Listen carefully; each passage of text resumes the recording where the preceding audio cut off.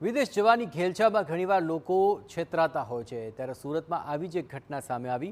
આરોપ છે કે અમદાવાદની ફ્લાયઓવર ઇન્ટરનેશનલ નામની કંપની દ્વારા લંડનમાં કેર હોમમાં નોકરી અપાવવાના બહાને લોકો સાથે કરોડો રૂપિયાની છેતરપિંડી આચરી હતી. સુરતના કાપોદ્રા પોલીસ સ્ટેશનમાં કંપનીના પ્રોપરાઇટર અને તેમના પરિવાર સામે ગુનો નોંધવામાં આવ્યો છે. ફરિયાદીનો આરોપ છે કે મારા દ્વારા 7 લોકોને આ કંપની મારફતે વિઝા અપાવવામાં આવ્યા હતા, પરંતુ વ્યક્તિ લંડન પહોંચતા ખબર પડી કે આ કંપની છેતરપિંડી કરે છે.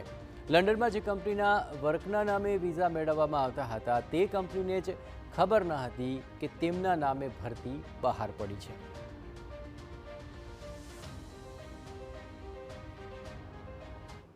ભાવેશભાઈ રવાણી અને હર્ષભાઈ રવાણી અને એમના પરિવારમાં એમના મમ્મી ભાવનાબેન રવાણી અને એમના હર્ષભાઈના વાઈફ નિરાલીબેન રવાણી સાથે કામ કરેલું હતું.